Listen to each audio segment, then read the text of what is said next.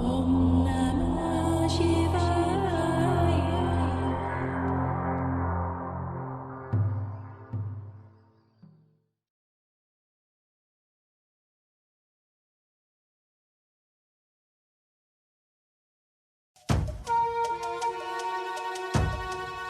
पलामू की धरती अपनी, गगन अपना, पुरखों के रक्त सिंचित चमन अपना, ये कैसे किसी और की होकर रहेगी? हार को मार कर जीतेंगे फिर से। पलामू की धरती अपनी, गगन अपना, पुरखों के रक्त सिंचित चमन अपना।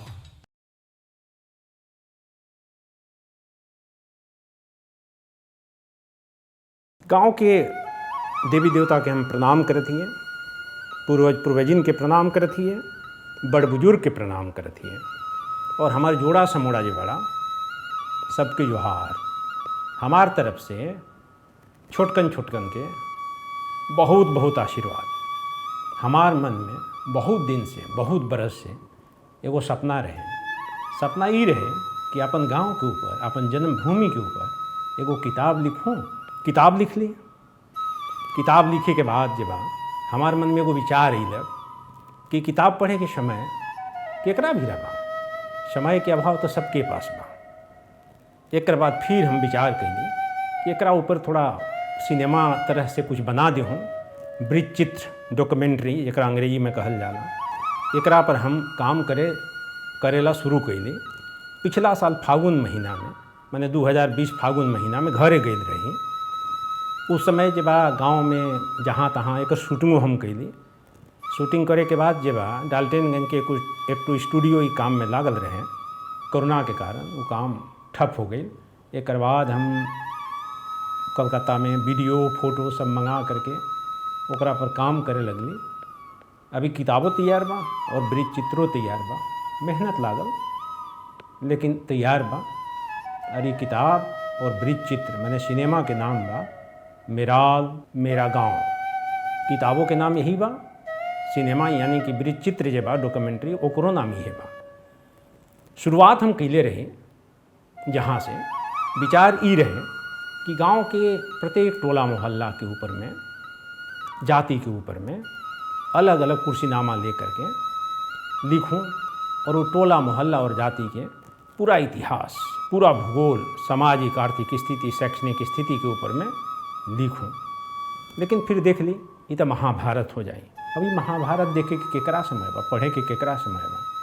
तो फिर हम थोड़ा सा काट छाँट करके गांव के मुख्य बिंदु, जैसे गांव बा, गांव के बारे में, सार्वजनिक गांव के बारे में लिख ली, शिक्षा के बारे में लिख ली, आर्थिक स्थिति के बारे में लिख ली, सामाजिक संगठन के बारे में लिख ली है, कला संस्कृति के बारे में लिख ली, गांव के, हमारे गांव के जो पड़ोसी गांव बारे ओकरा बारे में हम लिख ली है, गांव की विशेष बात बा ओकरा बारे में लिख ली।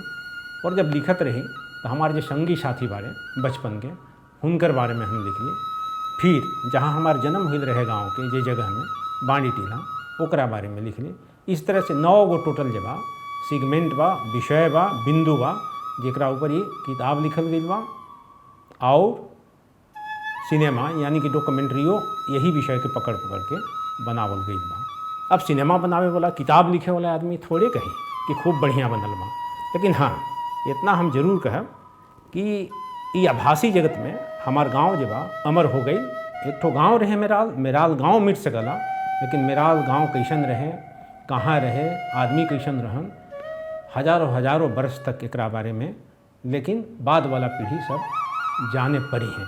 अपना के खूब धन्य महसूस करत हिए। अब कैसन बनल बा एकर विचार देख करके जरूर बताई हमरा कि हमार किताब कैसन लागल, हमार सिनेमा यानी वृत्त चित्र जे गांव के ऊपर में बनल बा कैसन लागल बा। इहो हम बतावे के चाहत हिए कि एकरा में टोटल 9 गो सेगमेंट, मतलब 9 भाग में जे बा पूरा गांव या सिनेमा बा। मतलब शुरुआत अगर करब मेरा मेराल ओकरा ऊपर लिख रही है, एक बाद दूसरा में चल जाए तो फिर जे बा गाँव के शिक्षा के ऊपर में बा। एक बाद जे बा गाँव के कला संस्कृति बा। एक बाद गांव के सामाजिक संरचना बा। एक बाद जे बा गांव के पड़ोसी गांव बा, गांव के विशेषता बा, हमार संगी साथी बाड़ी टीला। एक बाद खटहवा आम, इस तरह से करके 9 गो टोटल सेगमेंट बा, 9 गो भाग बा। एक एक करके देखब, एक एक ठो के समय 10 से 15 मिनट बा, देखे में बढ़िया लागी। देख करके जरूर बताए कैसन लागल। रउआ सबके आशीर्वाद से अगर मिली, प्रेरणा मिली, तो ओकरा से फिर हम कलम उठाई, नया तरीका से गाँव के ऊपर में कुछ जरूर लिखब, लिख करके फिर हम सबके सामने आई नया कोई विषय लेकर के।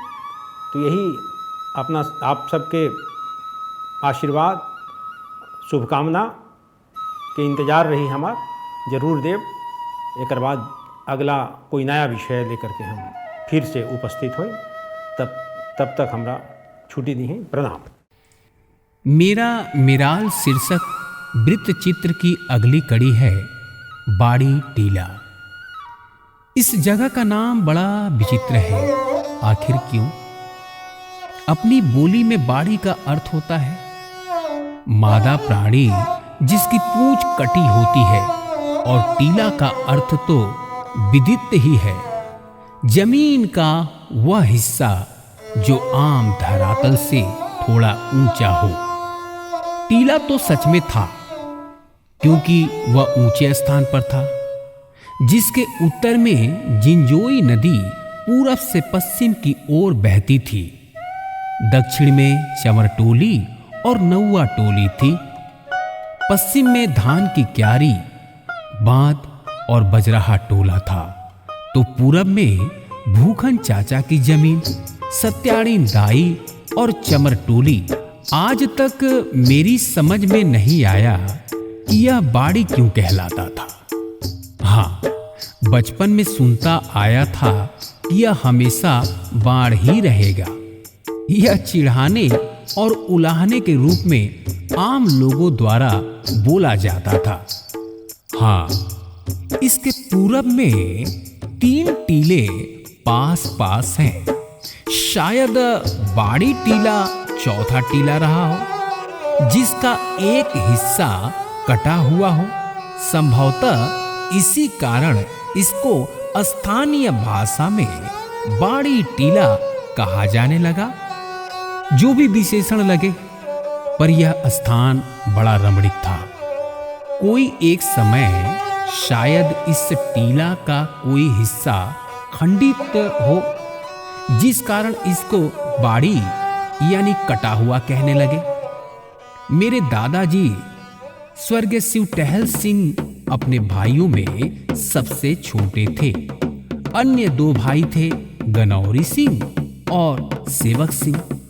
दीपन सिंह मेरे परदादा ने, जिन्होंने इस स्थान को अपना निवास बनाया था। मिट्टी और खपड़ेल का छोटा सा तब घर रहा होगा। बाद में परिवार के विस्तार के साथ घर भी पसरा। 3 भाइयों का अलग अलग घर परिवार था। एक वंशावली के माध्यम से मैं यह बताना चाहता हूं, शुरू में परिवार का आकार क्या था, सदस्य कौन कौन रहे। मेरे दादाजी के पिताजी थे दीपन सिंह। स्वर्गीय दीपन सिंह मेरे परदादा के 3 पुत्र थे। उनमें प्रथम नाम स्वर्गीय गनौरी सिंह, मझले स्वर्गीय सेवक सिंह और मेरे खुद के दादा स्वर्गीय शिव टहल सिंह थे। स्वर्गीय गनौरी सिंह के एकमात्र पुत्र अर्जुन सिंह, जो आज भी हैं हमारे बीच।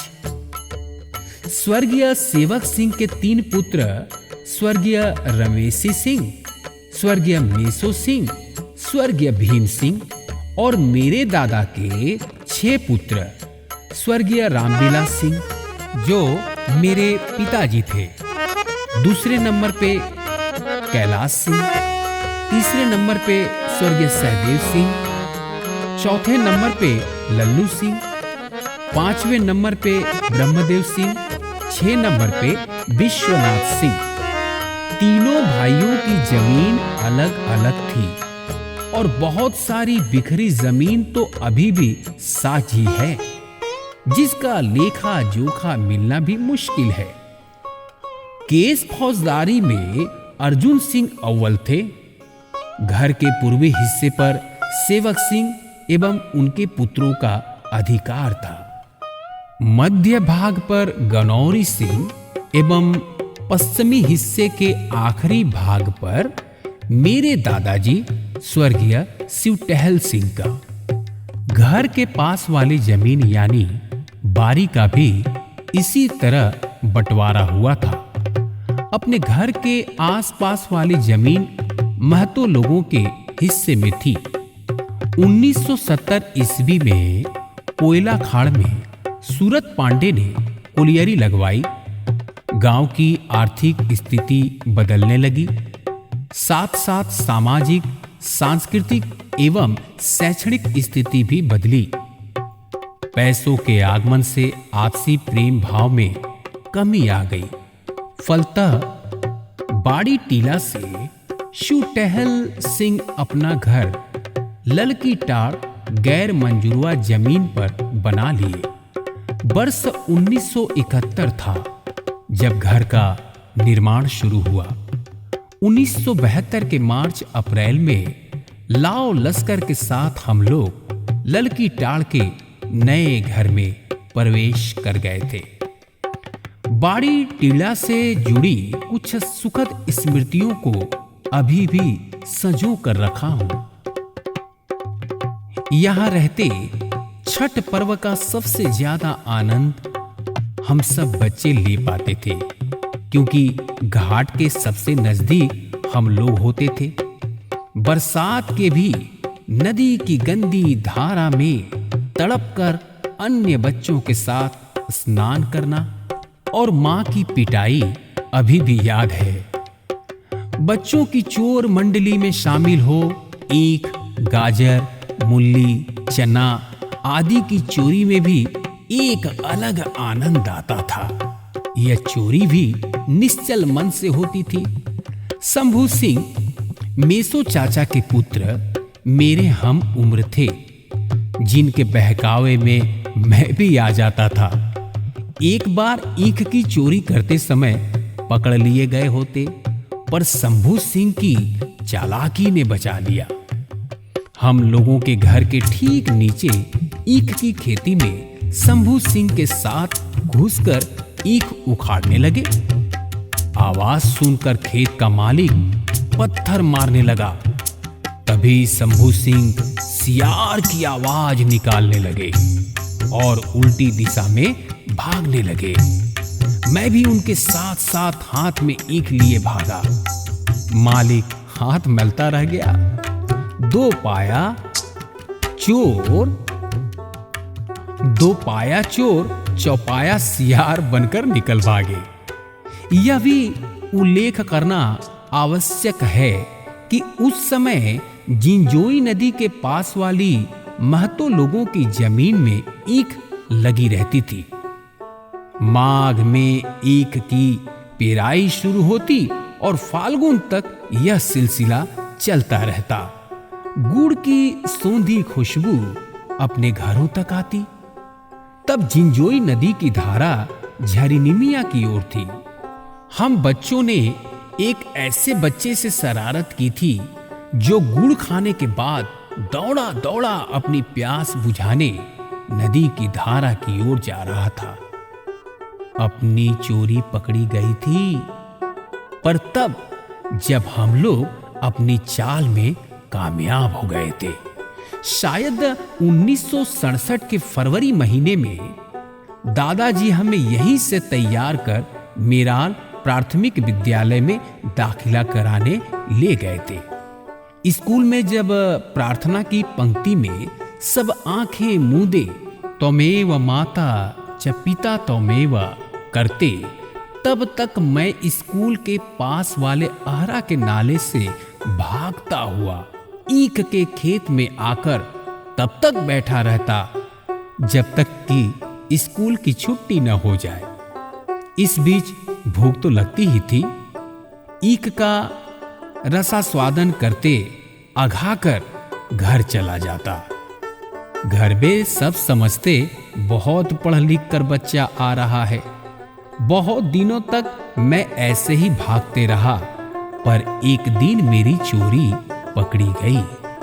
बचपन में रमेशी चाचा पटना से रेडियो के साथ आए थे।